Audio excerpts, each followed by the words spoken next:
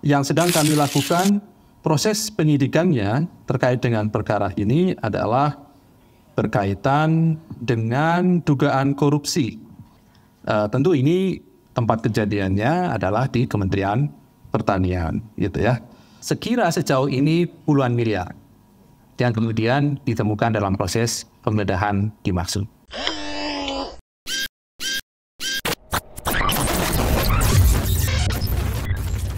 Halo sahabat integritas, jumpa lagi di Buka Kartu.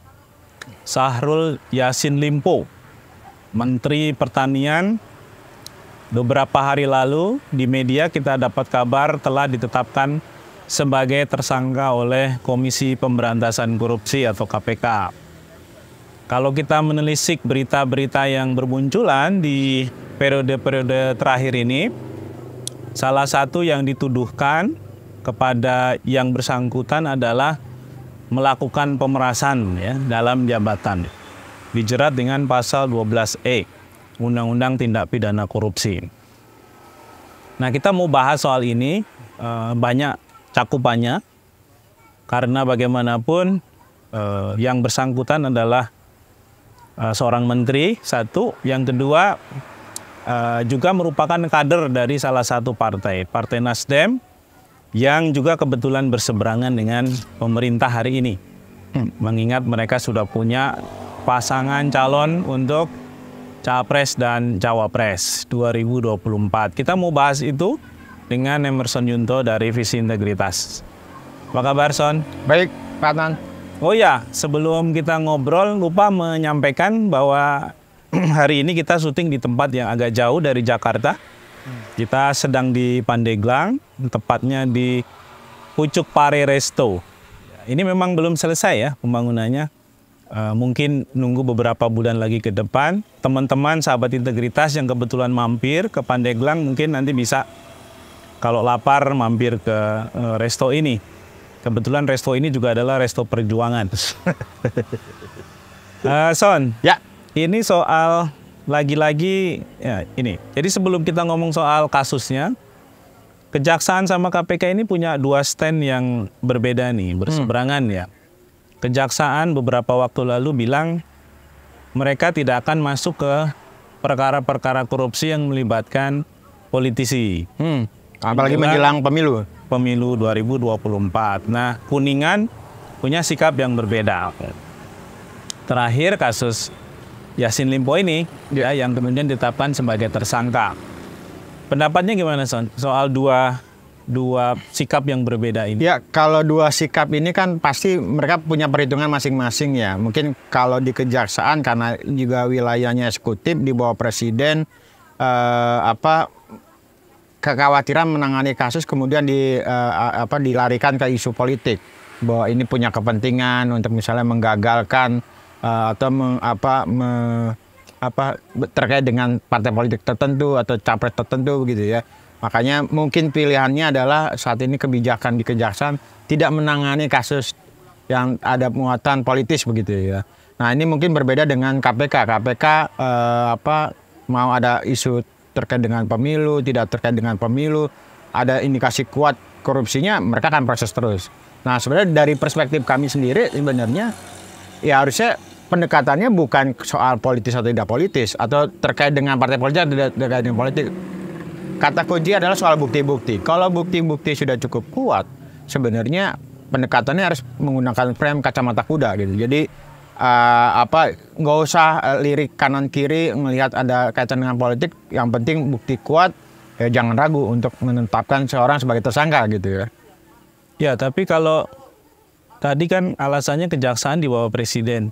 KPK pun sekarang kan di bawah eksekutif. Iya, di bawah eksekutif, walaupun juga tidak di bawah presiden langsung ya. Seperti ranah KPK kan sejak ada undang-undang baru 2019 itu kan menempatkan diri sebagai wilayah eksekutif, walaupun tidak bertanggung jawab secara langsung ya kepada presiden.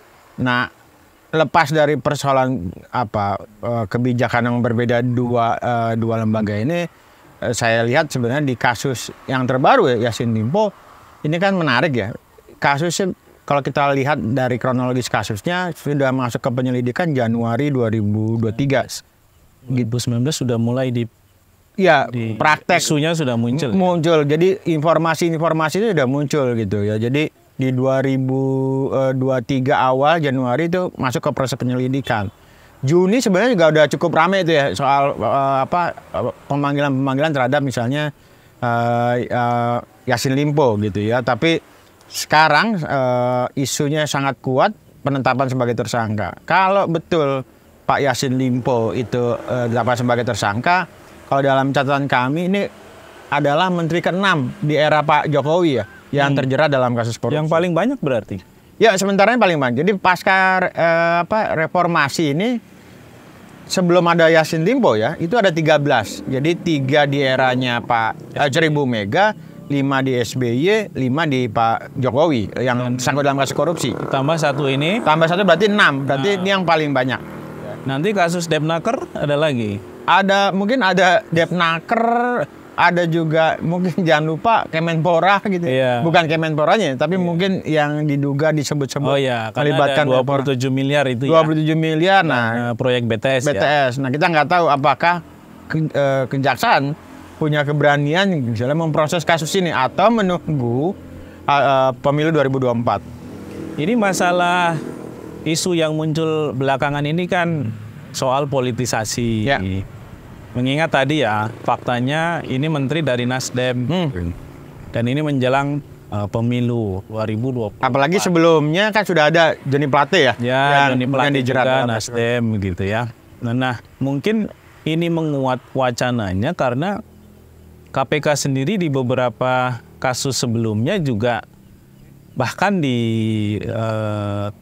disinyalir melakukan hal yang seperti itu ya. Misalnya dalam proyek Formula E gitu ya. Itu kan bahkan di salah satu media nasional sudah ada itu pemberitaan yang jelas-jelas menggambarkan bagaimana suasana pengambilan keputusan dalam kasus proyek Formula E itu gitu. Kan kalau dilihat case-nya harusnya juga dilihat soal perjalanan kasus ya. Artinya mulai dari penyidikan seperti apa. Formula E menjadi debatable karena ini terkait dengan isu kerugian keuangan negara ini ada apa enggak gitu ya. Nah, di beberapa pemberitaan kan menyebut-nyebut sebenarnya yang ngotot itu si pimpinan KPK. Bukan misalnya dari penyidik. Penyidik sendiri mungkin masih menilai ini belum cukup bukti. Itu kasus Formula E. Nah, beda dengan kasus yang terbaru misalnya soal BTS gitu ya. Atau misalnya kalau di KPK yang kasus ini kan kemarin pada saat penggeledahan kan ditemukan 30 miliar kurang lebih ya uang dalam bentuk rupiah dan juga dolar tunai ya. Tunai gitu ya. Ngapain juga misalnya di rumah menteri ada uang sebanyak itu ya. Kan dibayar tunai. Saya nggak tahu apa mau bangun masjid atau misalnya mau dibagi-bagi kepada anak yatim gitu. Kita nggak tahu. Tapi ini menjadi lazim ya. Nggak lazim jadi 30 Karena miliar. Biasanya kalau uang sebesar itu ya ditaruhnya di rekening bank. Taruh di rekening bank. Jadi pertanyaan serius. Nah, apalagi kalau lihat di case-nya ini kan indikasinya ada pemerasan ya. Terkait dengan misalnya saweran kalau di beberapa pemberitaan kita melihat misalnya atau diberitakan gitu ya. Duit-duit ini misalnya buat kepentingan diduga ya buat kepentingan operasional Pak Menteri gitu ya. Padahal Pak Bukannya Menteri di APBN juga sudah ada. Nah, itu juga jadi pertanyaan, kenapa harus meminta lagi satu poin. Ini yang kemudian harus ditelisik lagi oleh KPK. Kemudian yang kedua, indikasi-indikasi misalnya ada jual beli jabatan. Kan kalau bicara soal jabatan-jabatan strategis di kementerian termasuknya kan pilihannya cuma 2, dipertahankan atau digeser. Atau misalnya ada yang bawa mau promosi naik ke atas. Nah, sebenarnya jual beli jabatan ini sebenarnya fenomena yang muncul di kasus-kasus korupsi kepala daerah nanti, bukan di kementerian. Jadi ini dari 13 kasus yang kita amati di kasus-kasus korupsi kementerian di kementerian ya. Jadi kalau mungkin disebut jual beli jabatan ini yang kali pertama ya. Ya mungkin bukan berarti tidak ada ya. Bukan berarti tidak ada. Jadi sementara ini yang kita lihat terungkapnya sekarang ini. Sementara ini paling mayoritas paling banyak ada pengadaan barang dan jasa. Ada dana operasional tapi juga tidak bisa. Di luar yang itu misalnya dana abadi umat di Kementerian Agama itu juga muncul. Nah ini PR KPK sekarang kan bagaimana mereka meyakinkan publik ya. Bahwa apa yang mereka kerjakan itu murni penegakan hukum. Ya. Mengingat tadi ya sudah ada presiden nih. KPK-nya sendiri juga soalnya sekarang banyak persoalan ya. Ya. Ada catatan-catatan yang berhubungan dengan integritas para pimpinan KPK, sehingga tindak tanduk mereka dalam penegakan hukum itu mau tidak mau muncul kecurigaan ya dari berbagai pihak gitu soal ini. Nah ini KPK-nya harus seperti apa nih supaya publik yakin bahwa memang kasusnya adalah kasus korupsi, ada bukti yang memadai untuk diproses lebih lanjut, bahwa kemudian ini akhirnya nggak bisa dilepaskan ada implikasi politik, itu nggak bisa dihindari ya, karena bagaimanapun kan yang dijerat adalah menteri, pejabat politik ya, yang merupakan perwakilan dari salah satu partai yang sebelumnya mengusung pemerintahan Jokowi Ma'ruf Amin gitu. Nah ini gimana nih KPK-nya sendiri? Ya sekali lagi KPK harusnya melakukan proses penyidikan itu dengan bukti-bukti yang cukup kuat, bukan dengan asumsi dan sebagainya. Artinya kalau buktinya sudah cukup clear and clean gitu ya, jadi ya tetapkan saja sebagai tersangka. Ini kan posisi sekarang kan belum resmi sudah ada penggeledahan, penaikan status dari penyidikan, tapi belum ada pengumuman resmi siapa saja nama tersangkanya. Ini kan baru informasi orang dalam misalnya ya. Nah, biasanya pengacaranya dapat ya. Pengacara dapat. Nah, ini yang kemudian pengacaranya siapa, Son? Pak Yasin. Belum tahu Pak. Belum tahu ya. Belum tahu karena belum pernah dipanggil dalam belum pernah dipanggil ya. Atau ada yang ada di belakangnya gitu membantu. Nah, bisa jadi lah itu Pak. Ya yang kalau kita ngobrol santai di balik musibah kasus-kasus korupsi ini kan yang paling untung sebenarnya lawyer ya, yang membela artinya memperjuangkan haknya si tersangka atau terdakwa ya. Tapi apalagi sekelas menteri ya, sekelas menteri kontranya besar ya. Bisa. Nah, balik lagi nih soal menteri. Menteri ini kok nggak jera-jera ya, dari sisi tertentu kemudian selalu muncul ada celah yang membuat mereka ini ya sebenarnya nggak bersih gitu ya. Ya kalau nah ini gimana nih catatan? Jadi begini, kalau kita lihat dari paling tidak 13 kasus korupsi yang melibatkan menteri, itu kan mayoritas adalah dari partai politik ya. Artinya apa? Sebenarnya ada kesalahan dari pemilihan siapa calon menteri tersebut sejak awal.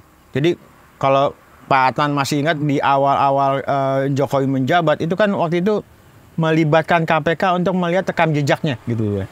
Nah, di tahun berikutnya, periode berikutnya tidak dilakukan. Jadi ini jadi pertanyaan juga. Jadi yang kita lihat kan artinya presiden sendiri nggak konsisten ini. Betul. Jadi yang terjadi adalah tawar-menawar kader-kader politik masuk ke kabinet, tapi rekam jejaknya itu tidak ditelisik. Mestinya kalaupun dia representasi partai, tetaplah harus dipertimbangkan yang utama adalah rekam jejak. Betul. Nah, apalagi kan ada statement yang baru ya muncul, Pak Jokowi bilang dia punya data intelijen terkait dengan partai politik. Sayangnya data intelijen itu nggak pernah dipakai tuh dalam memilih siapa calon-calon menteri.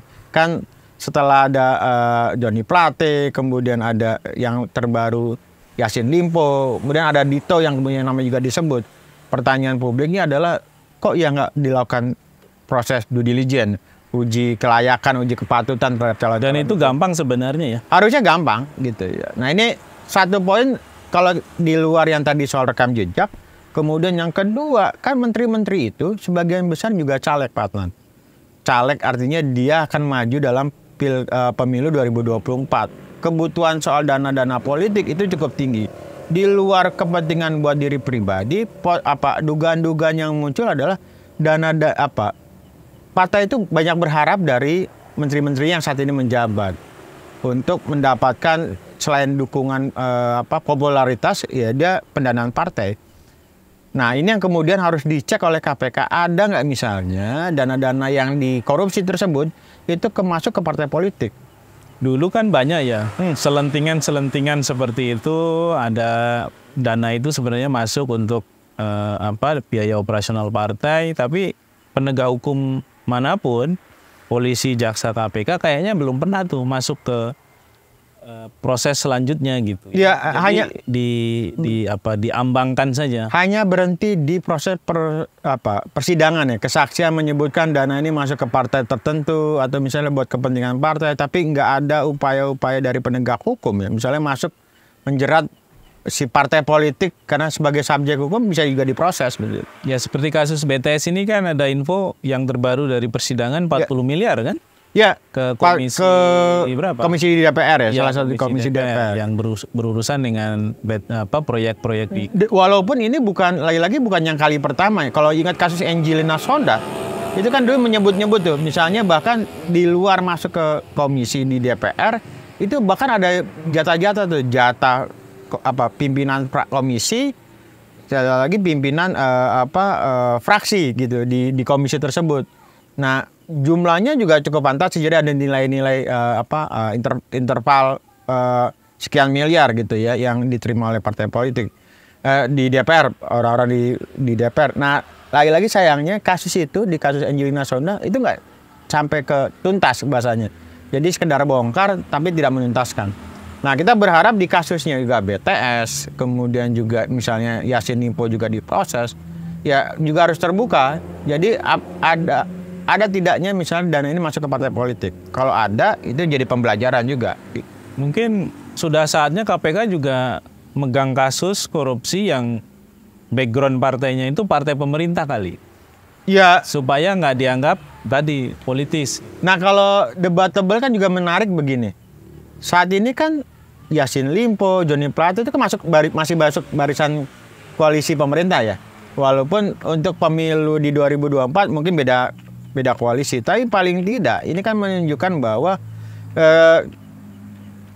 penegak hukum idealnya memang begitu, mau koalisi maupun juga oposisi ya, kalaupun ada bukti diproses tersebut diproses secara hukum. Karena kalau bicara soal rumusan korupsi itu nggak pernah mengenal oposisi dan partai pro pemerintahan, ada peluang disikat gitu. Ya, jadi sebenarnya ini juga senjata makan tuan ya. Ketika DPR, pemerintah merevisi undang-undang KPK, meletakkan KPK ke Wilayah eksekutif, maka KPK kemudian mengalami kerentanan yang lebih besar untuk bisa diatur, diintervensi dan lain sebagainya, mengingat status independensinya hilang.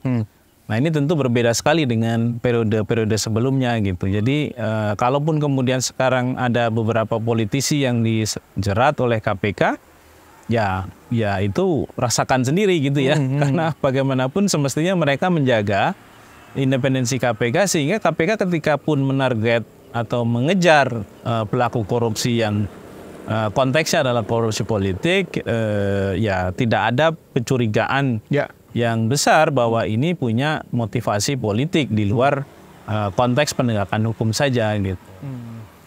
Nah, ini yang terakhir, Son. Menjelang pemilu ini menteri juga pasti dikejar target ya oleh partai masing-masing, terutama yang punya latar belakang partai. Nah, ini apa yang harus diingatkan oleh Jokowi sebagai presiden, karena bagaimanapun semuanya adalah para pembantunya, dan apa yang harus dilakukan oleh penegak hukum? Ya, ini yang juga kita sesalkan ya dari Pak Jokowi ya. Jadi beberapa menteri kan mencalonkan diri sebagai calon anggota legislatif ya di pemilu 2024. Sebagian besar itu DPR RI. Nah, harusnya presiden meminta dia memilih mau jadi menteri atau mau jadi caleg. Nggak boleh keduanya. Karena apa? Konsekuensi pasti punya hal yang berbeda. Kalau dia menteri juga merangkap sebagai caleg, kerja-kerja di kementerian kan masih keganggu. Di luar itu, dia masih punya beban, misalnya muncul isu soal dualisme kepemimpinan. Satu sisi menteri itu adalah bertanggung jawab pada presiden, sebagai kader dia bertanggung jawab pada ketua umum partai politik. Dan dia punya pengaruh tetap punya pengaruh. Nah, problemnya adalah ketika dia menjabat sebagai pimpinan di kementerian, itu kan punya potensi konflik kepentingan ya. Misalnya dalam kunjungan ke daerah, mungkin berangkatnya pakai dinas kementerian, tapi melakukan konsolidasi dengan misalnya kader-kader partai politik atau wilayah dapilnya yang disasar di wilayah dapilnya, bukan ke wilayah-wilayah yang lain. Nah ini harusnya jadi concern juga Pak Jokowi, sebaiknya dia meminta menteri itu mundur gitu. Jangan dibiarkan misalnya 2 rangkap, satu juga menteri, satu juga caleg. Itu satu Pak Jokowi. Harusnya Pak Jokowi Menegaskan ya. menegaskan. Jadi pilih mau jadi menteri, mau jadi caleg gitu. Simpel aja sebenarnya. Pak Jokowi pusing kali kalau harus milih lagi menteri yang lain. Nah itu yang mungkin jadi isu ya. Mungkin dia capek kali ya milih-milih menteri atau misalnya takut kecolongan lagi. Tapi Atau harus membangun posisi tawar baru kan? betul posisi tawar Ketua baru. umum partai yang bersangkutan misalnya. Tapi kan ini jadi presiden buruk ya di masyarakat. Ini sebenarnya menteri itu kerja sambilan atau caleg yang kerja sambilan. Gitu ya. Itu satu yang kemudian banyak jadi pertanyaan dari masyarakat. Kok ya presiden nggak tegas gitu ya menghadapi persoalan ini. Presiden juga bilang ya monggo aja, mau ini kan kalian juga apa sih namanya menteri tapi juga dari partai politik. Harusnya nggak seperti itu. Lembaga pengawas ini lagi-lagi ya karena menteri aktif punya kans untuk Ya. menggunakan sumber daya publik di sana untuk kepentingan pemilu. Bawaslu harusnya juga mengamati ya, memantau apa yang dilakukan oleh menteri-menterinya gitu. Jadi ketika ada penyalahgunaan menggunakan fasilitas negara buat kepentingan partai politik, dia harus dapat peringatan atau bahkan sebenarnya bahkan dihukum ya. Kasus yang sebelumnya muncul tuh di kasus Menteri Desa waktu itu. Menteri Desa itu pernah tapi tidak dalam konteks korupsi. Jadi dia tidak mengajukan cuti tapi mengikuti proses kampanye salah satu partai politik. Hanya diberikan sanksi teguran tapi tidak sampai ekstrim misalnya pembatalan pencalonan dia sebagai anggota legislatif. Tapi jadi viral setidaknya ya. Paling tidak jadi viral. Oke. Terima kasih Son untuk insight-nya, sahabat integritas. Demikian bincang-bincang kami. Kita jumpa lagi di Buka Kartu berikutnya. Sampai jumpa.